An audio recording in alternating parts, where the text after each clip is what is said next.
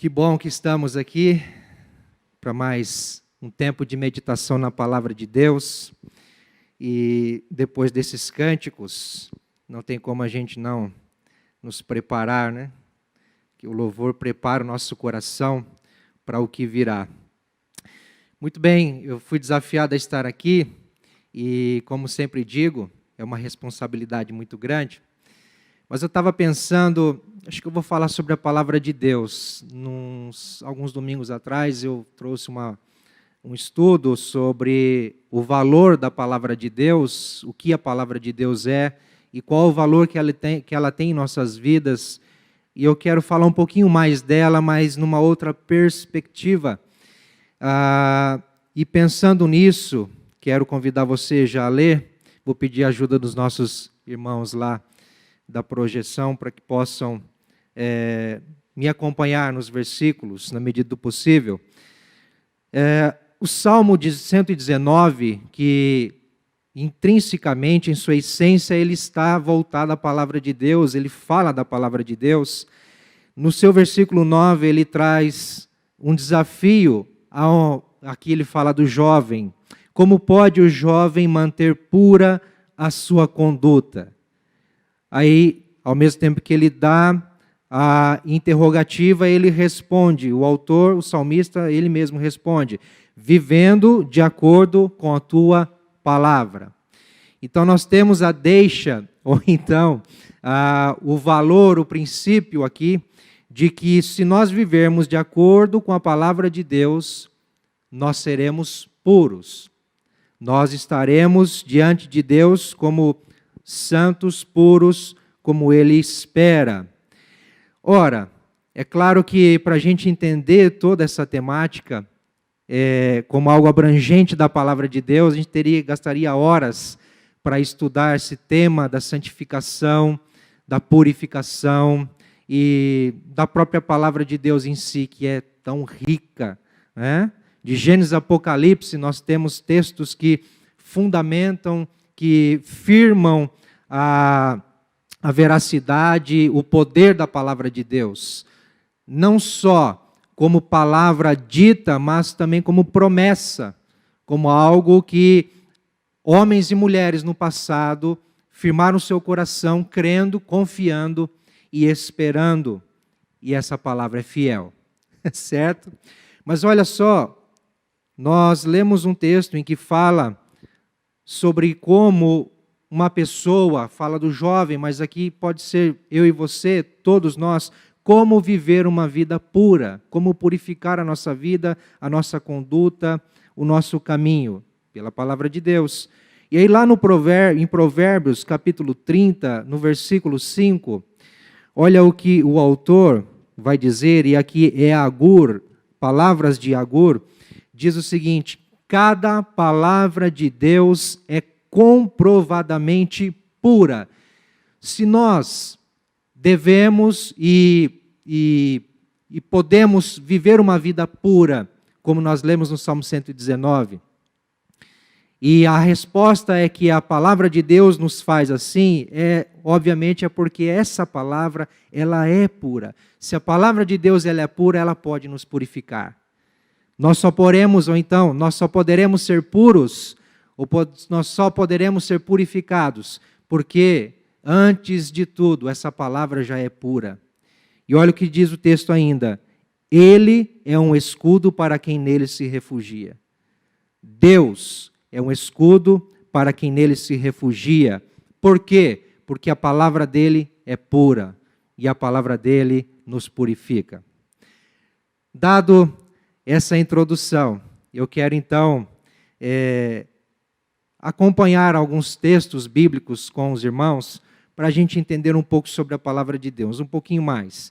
E eu quero aqui fazer menção de algo que há muitos anos, não vou falar muitos anos atrás não, porque senão vai dizer que eu tenho algumas décadas de vida, não é bem assim, mas há alguns anos atrás, sou jovem ainda, alguns anos atrás, eu escutava, era muito corriqueiro, era normal eu escutar na igreja, numa outra igreja em que eu passei, frequentei, tive uma grande experiência com Deus, antes de vir aqui para a IPI Filadélfia em 2009.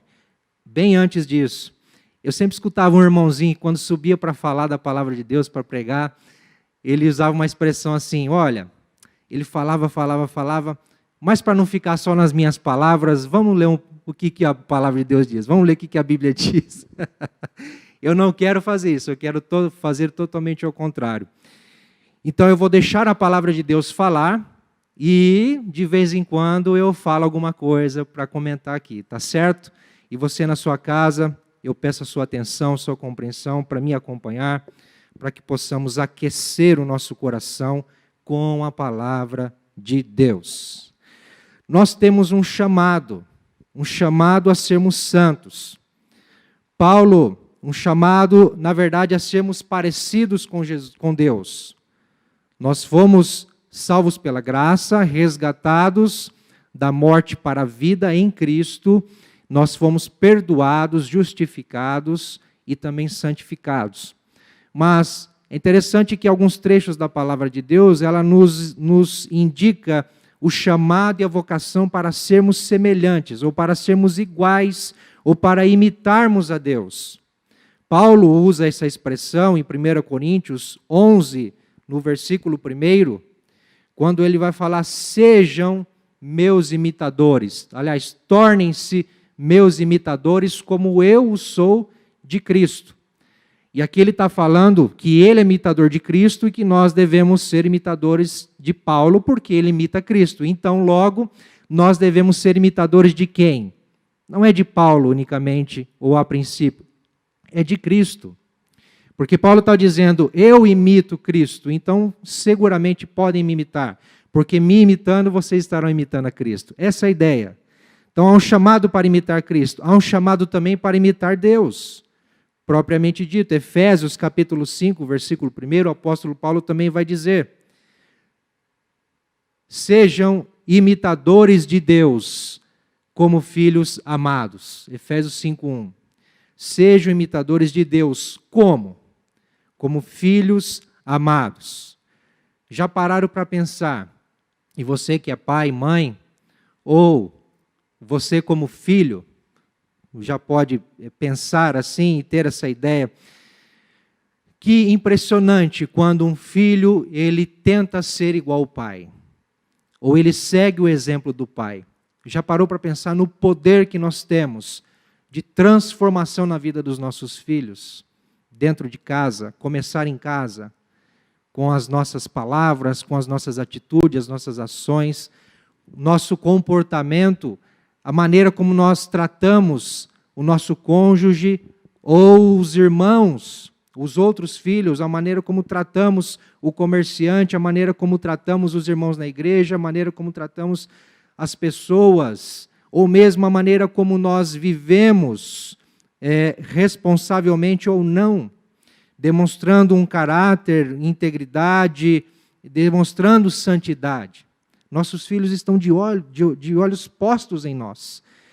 Eu estou com a minha filha em casa de 3 anos, e quantas vezes eu tenho que ser chamado a atenção da minha esposa, muitas vezes pela forma como eu falo, para procurar falar de uma forma mais branda, de uma forma mais suave, para que ela possa me entender e para que ela possa, de fato, corresponder àquilo que eu espero dela como pai.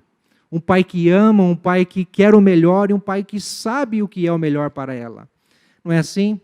Mas muitas vezes não é só o que eu falo, ou porque não dizer a maioria das vezes, não é o que eu falo que vai ensinar e educar ela, mas é a minha pessoa, quem eu sou, como eu ajo, como eu atuo dentro de casa. Ela está de olho em mim. E ela está numa fase, só falando da minha filha, ela está numa fase em que a gente até brinca que ela está com crise de identidade, porque todos os dias ela é um personagem de um desenho. E tem dia que, acho que mais de 10 vezes ela troca o personagem, dizendo que ora é a Peppa, ora é a Minnie, ora é a Luna, ela já chegou até a ser um travesseiro. Bom, mas numa dessas personagens, ela escolhe ser o papai, ela escolhe ser a mamãe, ela escolhe ser o próprio irmãozinho. E aí?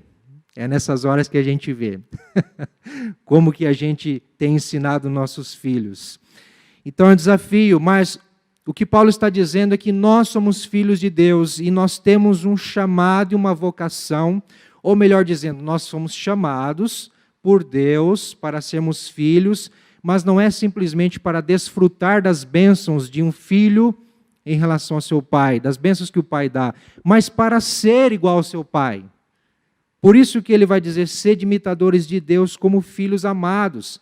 E não tem prazer maior de um filho que é amado, que é abraçado, que tem o seu afago no seu pai, tem a sua dependência do seu pai, e saber e ter essa consciência de que ele é amado. Eu sou amado pelo meu pai, por isso ele é bom para mim, ele é perfeito para mim, ele é tudo o que eu tenho, então eu quero ser igual a ele. É mais ou menos isso que Paulo está dizendo. Mas aí vem uma pergunta, como ser imitador de Deus e de Cristo? 1 Tessalonicenses, capítulo 1, versículo 6, Paulo traz essa ideia. 1 Tessalonicenses 1, 6.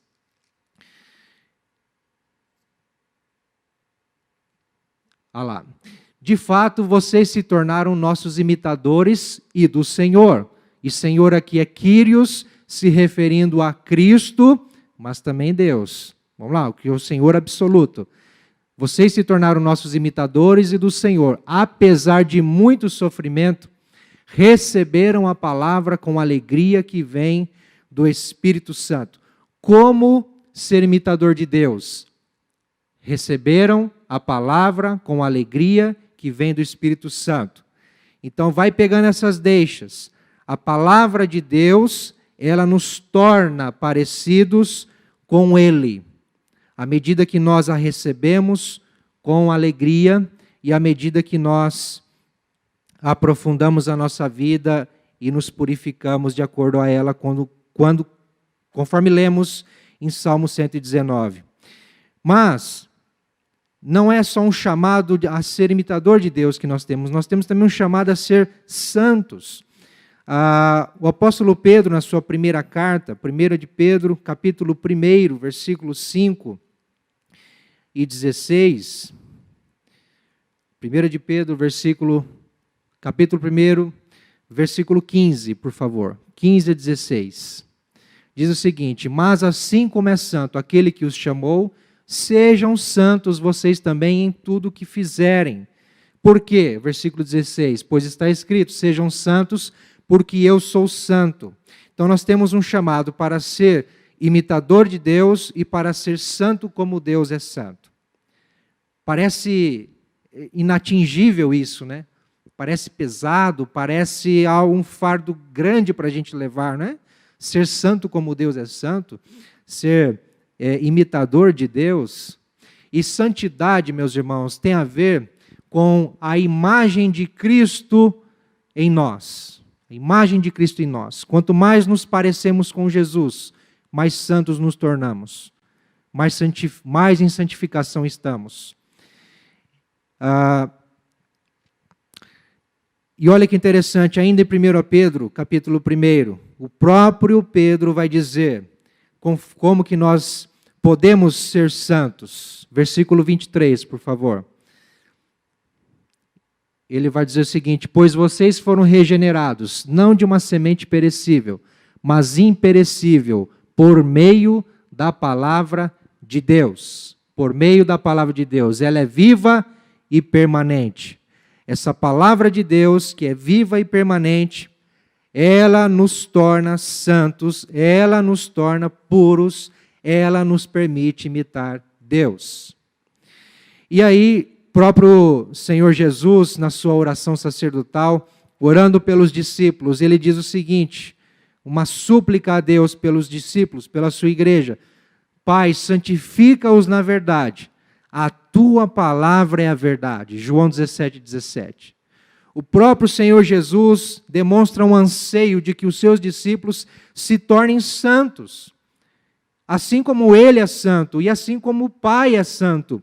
Mas Ele ora pedindo que essa santidade ela se consolide ou ela aconteça na verdade que é a palavra de Deus. E olha que interessante, não é por meio da palavra somente que Jesus fala, como se a palavra fosse um mero instrumento, mas é como dizendo, inserido na palavra de Deus, santifica-os na verdade. É como se estivéssemos inseridos na palavra de Deus, e a palavra de Deus inserido em nós, é como que uma ligação com a palavra de Deus que nos torna santos. Muito bem, mas que palavra é esta? Obviamente que quando Jesus fala da palavra de Deus, quando os apóstolos falam da palavra de Deus, e quando lá o salmista fala, também o autor de Provérbios fala da palavra de Deus, estão falando das Escrituras.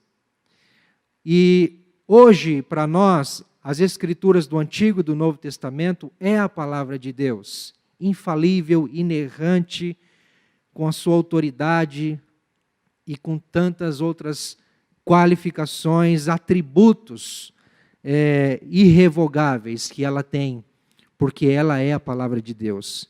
E ela é inspirada, porque em 2 Timóteo 3,16, Paulo vai dizer que as Escrituras foram divinamente inspiradas por Deus. E Pedro vai confirmar isso também na sua segunda carta, no capítulo 1, versículo 20 e 21, dizendo: homens falaram da parte de Deus, conduzidos pelo Espírito Santo. A palavra de Deus, viva e permanente, que nos santifica, que nos purifica, ela foi inspirada por Deus. Por isso que lá em Provérbios, como lemos capítulo 30, versículo 5, ela é pura, porque ela vem de Deus. Ela é pura, ela foi inspirada por Deus, soprada por Deus, através do Espírito Santo. E olha que interessante, Apocalipse 22, 18, vai dizer o seguinte, que nós não devemos acrescentar e nem tirar nada deste livro sagrado, porque como o apóstolo Paulo fala em 2 Timóteo 3,16, toda a Escritura é inspirada, toda a Escritura é palavra de Deus, ela é completa, ela é única, não devemos negligenciá-la uma vírgula sequer, uma letra sequer. E olha que interessante, Jesus fala assim, céus e terra passarão, mas as minhas palavras não hão de passar. Não hão de passar. Essa palavra é eterna, porque ela foi inspirada por Deus e ela tem um propósito eterno. Mas o que a Bíblia de fato nos proporciona? O que a palavra de Deus de fato nos proporciona? Jesus, quando foi tentado no deserto, já em 40 dias e 40 noites, jejuando e orando, se consagrando ao Pai para um grande ministério, para uma grande tarefa, ele é tentado pelo diabo, como que o diabo tentando tirar de Jesus a confiança e a fidelidade na palavra de Deus. E dizendo a ele, olha, você está aí com fome, com sede, por que você não manda essas pedras se tornarem pães? Transforma essas pedras em pães. E Jesus, ele traz uma expressão utilizada lá de Deuteronômio capítulo 8, versículo 3, que torna-se uma expressão da autoridade da palavra de Deus, dizendo que ela é alimento para a nossa vida. Jesus fala assim, olha, nem só de pão viverá o homem, mas de toda palavra de Deus. A palavra de Deus é alimento. Mas a palavra de Deus, ela é poderosa. Hebreus 4,12 vai dizer que a palavra de Deus é viva e eficaz. Ela é mais cortante do que uma espada de 2 gumes que penetra no interior do ser humano, a ponto de julgar o ser humano e transformar o ser humano por completo. Essa é a palavra de Deus, ela é poderosa. E Salmo 119, versículo 105, vai dizer que a palavra é a nossa orientação, lâmpada para os meus pés e luz para o meu caminho. Olha a versão NVI que diz: a tua palavra é lâmpada que ilumina os meus passos e luz que clareia o meu caminho. Orientação. Essa é a palavra de Deus. E em Efésios 6,17, Paulo vai dizer que a palavra é a espada do Espírito. Cuidado, você pode ser cortado por ela. Espada do Espírito, como nós vimos Hebreus 4,12, que penetra no nosso ser. Mas essa espada é como uma espada que é usada por nós. Então ela é a nossa arma. Ela é a nossa arma. É o que nós temos para a batalha, para a luta da nossa vida, do nosso dia a dia. Como purificará o jovem o seu caminho, vivendo-a conforme a sua palavra? Porque a palavra de Deus é pura, ela é espada. Ela nos orienta, nos alimenta. E olha, Salmo 19, eu gosto muito desse salmo. Pedi para os irmãos colocarem em Salmo 19. Deixa eu ver aqui a partir de qual versículo. Ele vai falar sobre os benefícios da palavra de Deus. O que ela nos proporciona. A partir do versículo 7. A lei do Senhor é perfeita e revigora a alma. Os testemunhos do Senhor são dignos de confiança e tornam sábios os inexperientes. Os preceitos do Senhor são justos e dão alegria ao coração. Os mandamentos do Senhor são límpidos e trazem luz aos olhos, orientação. O temor do Senhor é puro e dura para sempre. A palavra de Deus é eterna.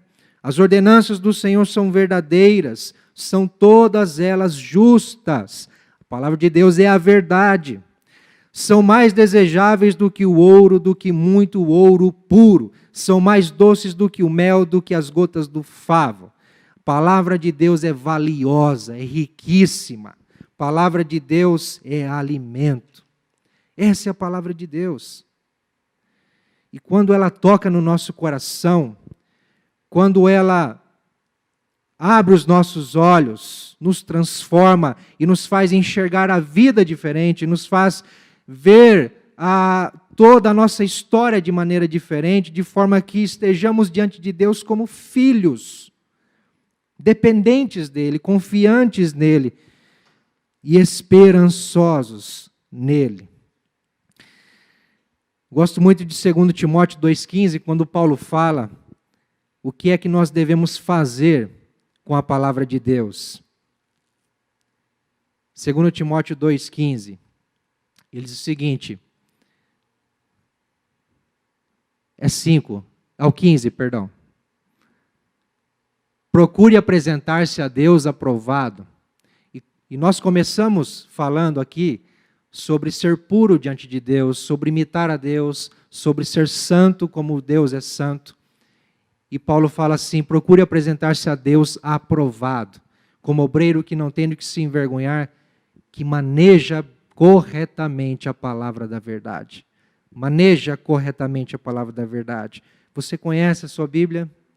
Nós conhecemos a palavra de Deus como devemos conhecer. Nós sabemos encontrar nela o refúgio, o consolo que ela nos apresenta. Porque olha que interessante, irmãos. Nós cantamos, nós oramos, nós pregamos, nós falamos sobre confiança em Deus, sobre nos refugiar em Deus, sobre a esperança em Deus. Mas concorda comigo que se nós não conhecermos esse Deus, como que iremos confiar nele? Se nós não conhecermos quem Ele é, como iremos esperar por Ele? Nós precisamos conhecer o Senhor. E a palavra de Deus vai nos revelar e vai nos ensinar e vai nos dizer quem é esse Deus. Paulo fala sobre nós manejarmos bem a palavra da verdade. E Salmo 119, 130 vai dizer que é importante que nós aprendamos a palavra de Deus por instrução. Ele fala que a exposição das tuas palavras concede luz, dá entendimento aos simples, ou na NVI, traz discernimento aos inexperientes. A palavra de Deus, ela tem que ser pregada, ela tem que ser ensinada, mas, porque ela efetua de fato isto que o próprio texto diz, concede luz, orientação, e luz ofusca ou tira, dissipa todas as trevas. Então está em trevas, a palavra de Deus ilumina. Mas ela traz discernimento, entendimento, clareza, sabedoria. Ela nos orienta para uma vida de sabedoria diante de Deus. Mas é interessante que lá na carta de Tiago, ele vai falar enfaticamente sobre não somente ouvir a exposição da palavra de Deus, o ensinamento, mas praticar. E esse ouvir aqui, na verdade, está lá em Tiago 1, 22 a 25.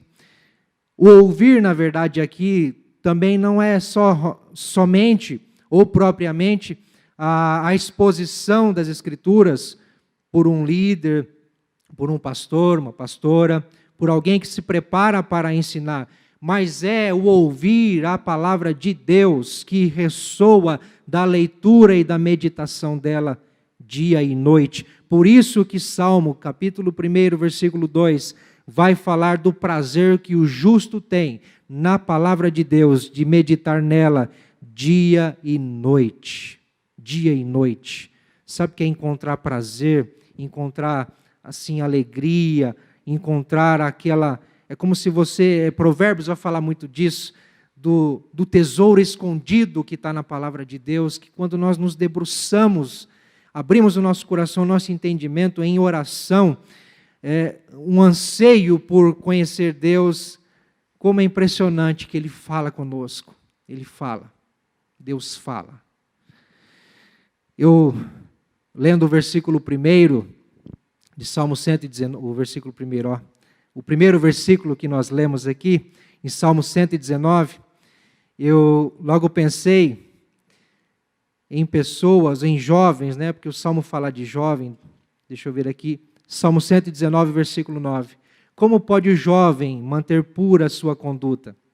Eu estava pensando, hoje nós vivemos num tempo em que os jovens, eles se envolvem e mergulham na vida virtual de uma forma tão impressionante que eu fico pensando, vamos pegar aí os games, como que os jovens hoje mergulham todo o seu ser, todo o seu anseio em conhecer, em descobrir, em completar todo um jogo através de um game, seja virtualmente ou seja sozinho em casa. É impressionante como que gastam horas e mais horas. E eu fico pensando, meu Deus, e se todo esse esforço, toda essa demanda, se todo esse anseio, todo esse tempo fosse gasto na Tua palavra, Pai. Sabe, eu já fui assim, há um tempo atrás, e a minha esposa agradece muito, vou confessar um pecado aqui, pastor Ricardo. Em 2015, eu ainda tinha um game, eu ainda tinha um Xbox 360. Não tem problema nenhum ter um videogame. Eu me considero um jovem ainda, tá? Isso, de fato. E como é gostoso você ter um tempinho de lazer, os pais aí, né, que têm os seus filhos com seus... Como é gostoso você ter um tempinho de lazer, ir lá jogar e tal.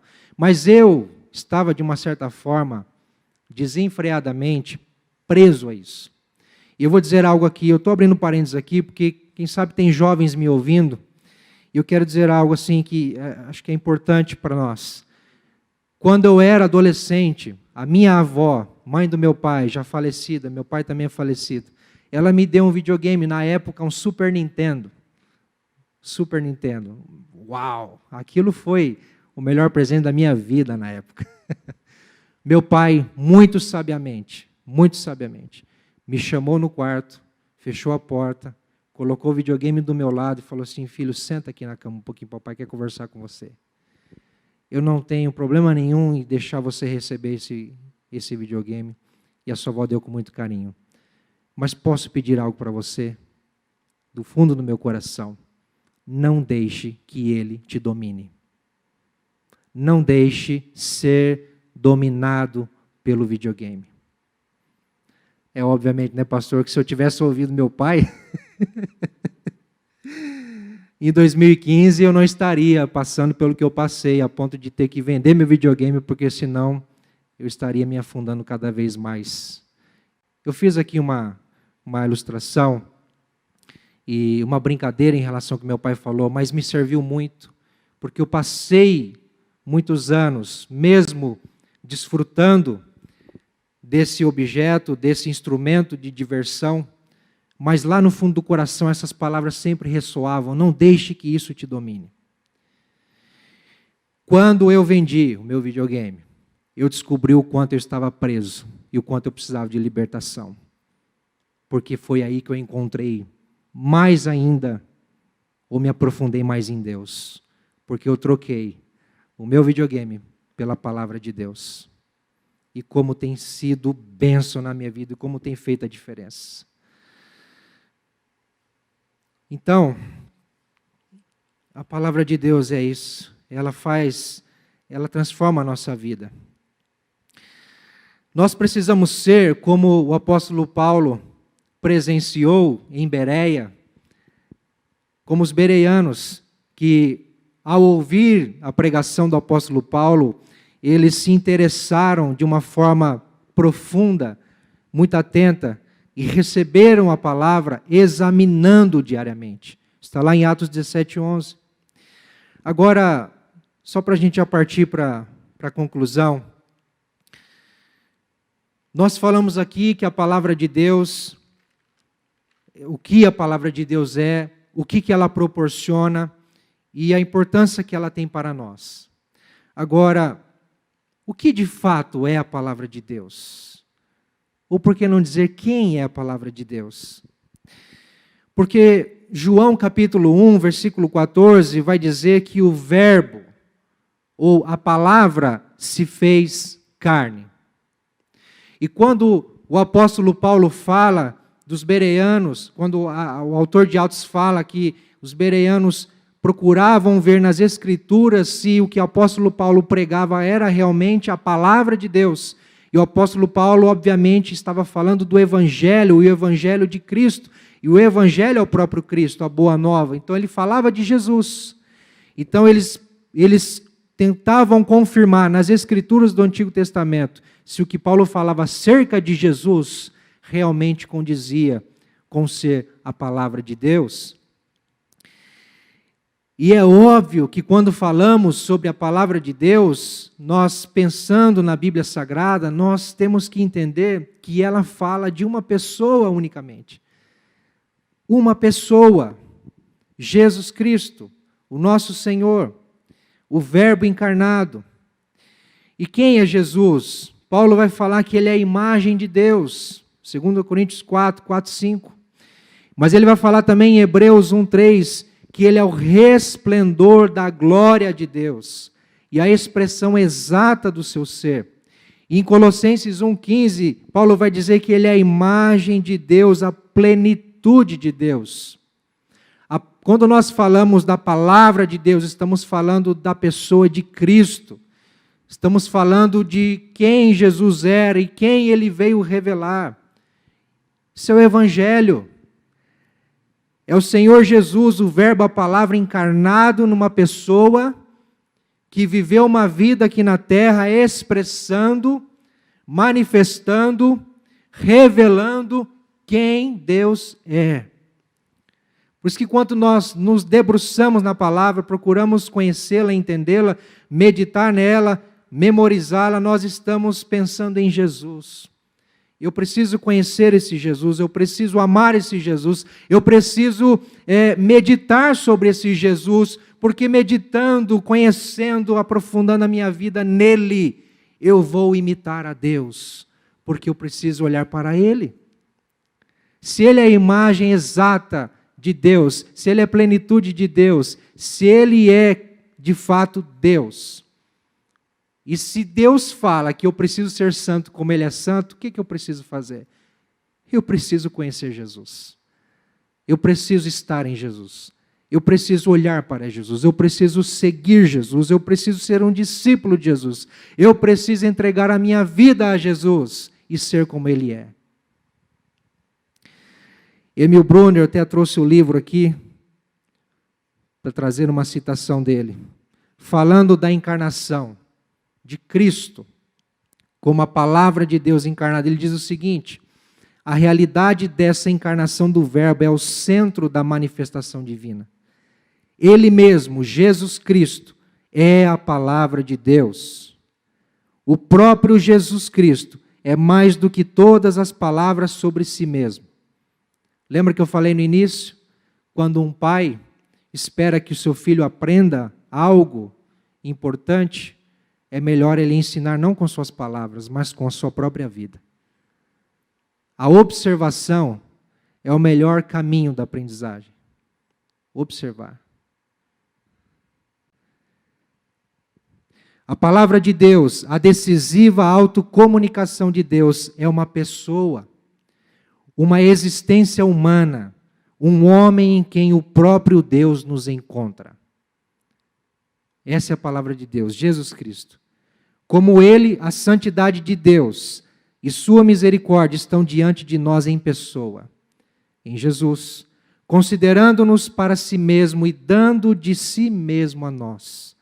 Isto é a revelação, a automanifestação de Deus.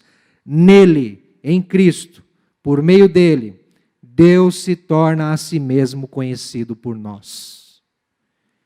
Essa é a palavra de Deus. Esse é a palavra de Deus, o Senhor Jesus Cristo. Encontre-se com Deus em sua palavra, em Cristo, e seja parecido com Deus, como Ele espera e como Cristo nos permite ser, olhando para Ele, porque Ele é o autor e consumador da nossa fé. Senhor Jesus é a palavra de Deus que nos encontra e que nos leva até Deus.